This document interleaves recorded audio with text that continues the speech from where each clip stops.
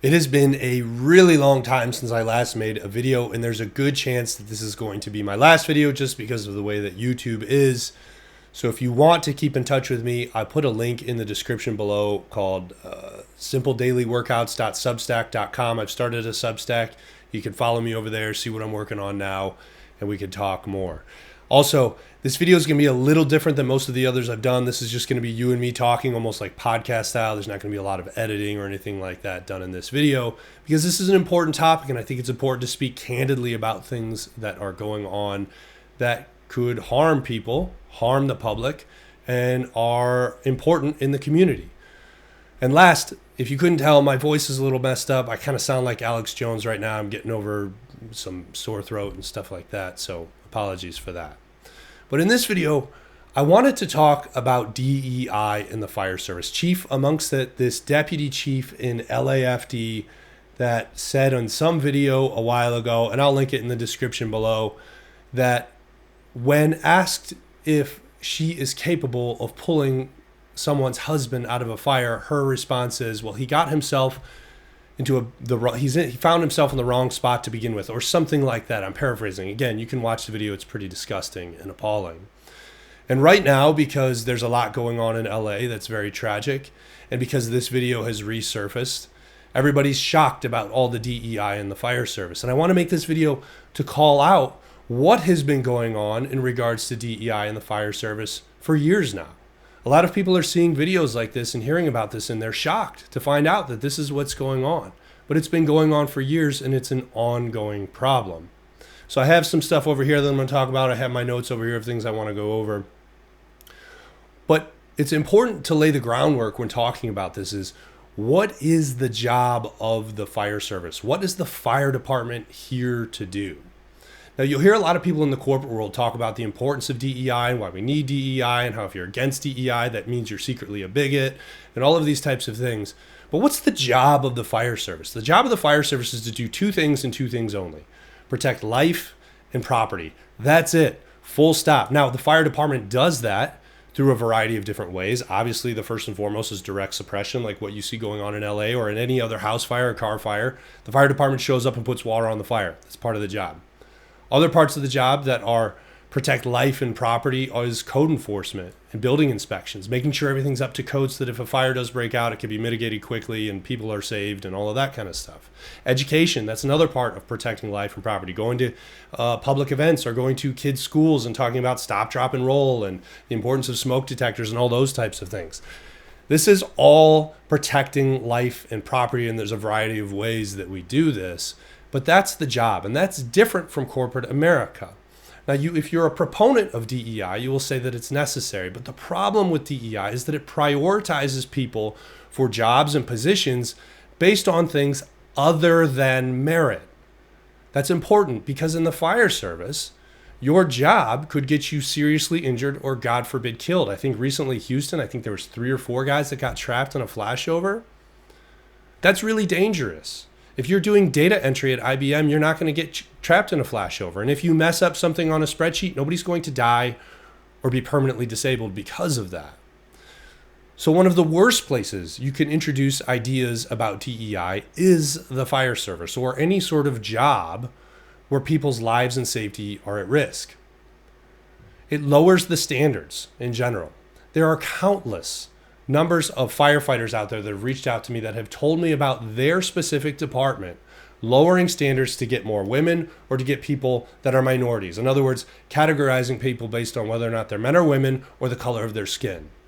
And so they will lower standards to get people that are lower on the hiring list in order to bring them in to raise their numbers up and surpass people that have tested higher or more capable or competent to do the job just because they want to raise their numbers and look good and put on all these DEI initiatives. That's a problem. Not only is that wildly demoralizing, and I'm sure there's legal questions there too about whether or not that's even legal and to what degree. That's a dicey situation. But you're getting people in positions that aren't going to be the best people for when shit hits the fan, for when something goes wrong. And that's a recipe for disaster, and you're seeing that right now. So if you do want to become a firefighter, what do you need to know? The things that matter in the fire service are what I call the 3 C's. You have to be capable, you have to be competent, and you have to have character. And it's important to define terms, and we'll talk about this here again in another second. But what do I mean when I say you have to be capable? I mean you have to be physically and mentally capable of doing the job. If you're not strong enough to pull a pre-connect of 1 3/4 hand line, if you're not physically capable of doing that, you should not have this job. If you're not physically capable of dragging a 200-pound man out of a house, you should not have this job because you are not physically able to do the things that you will inevitably come across. Now, a lot of people out there will say, well, 90%, 80% of fire department run volume now is EMS. And that's great, but the job of public safety and the job of firefighters is defined by the extremes, okay? Anybody can go pick grandma up off the floor, make sure she's okay, tuck her back in. Not everybody is going to be able to drag a 250-pound man out of a 500-degree building. That's very different. And you need to be able to do that because that's something that you will likely have to do at some point in your career. Now, also in line with capability I also said physically and mentally capable. You're going to see difficult things. You're going to see traumatic things. You're going to see destruction. You're going to see death. You're going to see tragedy and sadness. That's a part of the job. And if you're the person that is very emotionally fragile and will just turn into a puddle of emotional goo and won't be able to continue to do your job after you see something like that, this job is not for you. That's okay. That doesn't make you less than. That doesn't make you bad. It's just a reality of the job. We need strong, resilient people that can handle those things and go back in there and get back in there and continue to do the hard work of helping people. Okay, so that's what I mean when I say capable. Competent speaks for itself. If you're unable, like I said earlier, to pull 250 feet of a pre-connect of 1 3/4 charged hand line, if you don't know what that means, if you're in the fire service, you know what that means. You're not competent at the job. If you're unable to search a building through heavy smoke properly, you're not competent at your job. If when you get on the radio, you freeze up and seize up and stutter and stumble all over yourself, you're not competent at your job. That doesn't mean people make mistakes. But if you're not competent, if you're not able to do the basic requisites of the job, you are not competent. And if you're not competent, you shouldn't be in the job, or at least not in the position. And you should have the opportunity to remedy that. But if you can't, or you won't, or you don't remedy that, you shouldn't have the job anymore. Imagine an accountant that doesn't know how to add or subtract. You wouldn't go to that accountant, or go to a lawyer that doesn't know how to read. People want capable and competent people to do the work for them. They don't care what color they are. They don't care whether they're a man or a woman. When you call 911, you expect that someone is going to show up that's going to be capable of doing the job and competent at doing the job. And then the last part about having a decent career in the fire service is character. Now, when most people talk about character, they think, don't steal, don't hurt people. And I mean those things too. That's important. You don't want to be stealing from people. You shouldn't be in public safety or public service in general if you're going to take advantage of people when they need people. But also the kind of forgotten part of character is don't be that insufferable person in the firehouse. If you're the person that is so highly sensitive that every time someone tells a joke that you don't get, or someone has an inside joke, or somebody comes up with a silly nickname and you're going to be offended and you're going to go pout and you're going to go report it to HR, you are insufferable to be around and you are insufferable to work with. Now, I get it. Of course, there's boundaries with anything. And it's important to have an act in a professional manner in a professional environment with a sense of decency. I'm not saying that should go out the window. But my God, there's constant stories of people that the littlest, tiniest things get blown into a huge proportion. Don't be that insufferable person that's constantly self-victimizing every chance you get. So, with that in perspective and all that in mind, let's talk about DEI and the problem with it. Now, one of the things I really dislike about DEI is the framing of DEI in general. It speaks in empty platitudes, meaning if you don't know what DEI is, DEI stands for diversity, equity, and inclusion. Those are the 3 pillars of DEI. But what DEI proponents rarely ever answer is, what specifically do you mean by diversity? What specifically do you mean by inclusivity? That's important because the way it's framed is if you raise your hand and say, hey, wait a minute, what do you mean by this diversity? I don't know if I agree with this whole idea of inclusivity. What do you mean by that? You're immediately castigated as some sort of bigot or something like that for asking a question and just saying like, well, wait a minute, I don't know if I agree with the sentiment that you're saying right now, or I don't know if I'm into the lifestyle that you're into. You do you, but I don't want to have to celebrate it too. So let's talk about the first thing about diversity. First, you'll hear a lot of people in the fire service experts or fire service leaders, and boy do I use those terms loosely, talk about how a fire department needs to reflect the way the community around them looks. And first of all, I couldn't disagree with that argument more. Because as I said before, what nobody cares about when they call 911 is what you look like, or whether you're a man or a woman, or what religion you follow, or what you believe, or what your political beliefs are. What they care about is that you are going to be able to help them in their time of need, period. People care as much about the racial makeup of the fire department as much as they care about the racial makeup of the service department. Nobody cares what color the guy or the girl is that picks up your trash. All they care about is that the trash gets picked up on a regular basis. And it's the same thing with the fire service. Now, there's a lot of activists and people online that will tell you that that's not the truth, but nobody ever calls 911 and thinks, man, I really hope that the person that shows up isn't a black guy or a white guy or a black woman. Nobody cares. What they need to know is that you're going to do the job to the best of your abilities and take care of them. Now, there's this other argument floating around in the fire service leader world where they'll talk about a fire department does better when it looks like the community that they serve. In other words, it's kind of like a soft call for we need to prioritize, we need to hire a certain number of Black people or Asian people or Hispanic people or white people based on the demographics of the city that we're in. And I couldn't disagree with that more. First of all, because again, you're prioritizing the hiring of people not based on merit, but based on immutable characteristics, things that they can't control and things that have no bearing on their ability to do the job. But also the fact that saying that means that if you have a large department that has several stations in different districts throughout the city and there's different demographics, that means all of your white firefighters are going to go to the white neighborhoods, and your black firefighters are going to go to the black neighborhoods, and your Hispanic firefighters are going to go to the Hispanic neighborhoods, because we need to look like the districts and the communities that we serve. And that is a segregated fire service, and that's a bad idea. We don't want a segregated fire service. We got rid of this a long, long time ago. What we need to do is prioritize being capable, competent, and having good character, regardless of the color of your skin or whether you're a man or woman, gay, straight, Christian, atheist. It doesn't matter. That's not the point of the job. So that's diversity. Equity. Now, to normal people like you or I who hear the term equity and don't spend their lives in the safety of the halls of academia, equity and equality, they're kind of 6 in one, half dozen in the other. But proponents of DEI and equity will be the first to tell you that equity is not the same as equality, and the goal should be equity, not equality. When you and I think of equality, we think of, hey, we're going to be hiring, we're going to generate a new list for new firefighters, and everybody is welcome to come take the list. Here's the requirements if you want to work here. We don't care if you're black or white or Hispanic. We don't care what color you are. We don't care whether you're a man or a woman. Here's the requirements to do the job. Come on out.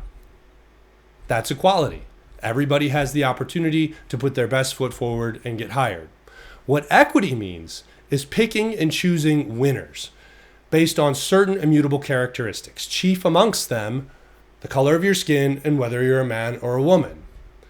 And again, we've talked about this ad nauseum at this point. That's a problem because you're not prioritizing merit in a job where you could easily get killed or permanently injured. So equity is a terrible idea. And it's based in this false compassion by these activists and these academics that the idea that because there was discrimination in the past, and there was, nobody's arguing that there wasn't, but every reasonable person is saying that was wrong and that was bad. We shouldn't do that. What we should do is make it fair for everyone, unilaterally across the board. Hire people based on merit, not on the color of their skin. But because there were these bad things in the past, what we need to do now is we need to give a leg up to certain groups of people. And going forward, you are going to continue to see that. And you are going to continue to see more firefighters and more people in the public sphere get hurt because of this prioritizing of people for things other than merit. And then last is inclusion. Now, what I really dislike about the idea of inclusion is the way it's, again, like I said earlier, the way it's framed. If you raise your hand and say, well, wait a minute, I'm not for inclusivity, everybody's going to look at you and say, what are you, some sort of intolerant bigot? How could you not be for inclusivity? That's what we try and teach preschoolers, to be kind to other people on the playground, be inclusive. See, again, to normal people like you or I, what inclusivity means is, hey guy, or hey girl, you're a nice person, you think differently than I, that's okay, we can still get along despite our differences. What inclusivity means now to people that push these DEI ideals is I live a certain way or believe certain things. And you need to be tolerant of that. And not only do you need to be tolerant of that, you need to celebrate it. And you need to celebrate me. And if not, it's because you're not inclusive and because you're bigoted. And that is a very, very different idea. That is not inclusive. That's authoritarian. And that is not what we should be going for, especially in a high-pressure environment like a firehouse. But why is all of this even a problem anyways? It's a problem because we're just now seeing it with everything that's going on in LA right now. You see these fire burning. A lot of people are talking about DEI and how it's caused a lot of problems. And it's going to be a hot button issue for the next, who knows, few weeks, few months. And then everybody's going to forget about it and it's going to go away. But this is something that has been going on for a very long time. In fact, I pulled up a bunch of different stuff. And there's a bunch of different players out there in the fire service space that have been pushing this trash onto the fire service for years. The IAFC, if you didn't know what that was, that's the International Association of Fire Chiefs, has an IAFC Diversity Executive Leadership Program. Here on firerescue1.com, written by Chad Costa in November of 2024, DEI programs, identifying the most critical component and how to implement it. Does your department foster a culture of inclusion? On May 28th, 2024, Julian Velarde from, again, Fire Rescue One. Is your fire agency ready to make DEI a priority? Prioritizing DEI starts with mission alignment and leadership support. Also on Fire Rescue One from 2022, FDNY to make diversity push with 5 new laws. The department must implement a plan to hire more women and non-white firefighters and upgrade stations to accommodate women's privacy. October of 2022, the First Center, we'll talk about them here in a second, receives grant funding to study DEI and develop DEI Fire Toolkit. The Center for Firefighter Injury Research and Safety Trends will work with the Metro Chiefs on the project to advance diversity, equity, and inclusion efforts. The head of this group, first, Jennifer Taylor, was on the USFA podcast, talking about fire service diversity, equity, and inclusion and why it's important, breaking it down for you as to why it's important. Another headline, Metro Chiefs event spotlights DEI efforts. Metro Chiefs are taking members where they need to be, whether they want to or knew they could get there. What? Whether they want to or knew they could get that. The subhead doesn't even make any sense. But you get the point. You see the problem with this. As this is something that's been going on for years, and this is something that has been pushed on the fire service across the country for a long time. And it's not going to stop until people like you or me or other people say enough is enough. Let's start prioritizing merit. Let's go back to being a meritocracy. That doesn't mean it's going to be perfect. That doesn't mean every person you're going to come across is going to be nice, friendly, and all smiles. It's a work in progress. But openly prioritizing hiring people based on the color of their skin or whether they're a man or a woman, or God forbid, making a push to get more people into the fire service, even when they're not meeting the minimum standards, is a problem. And that's something that needs to stop.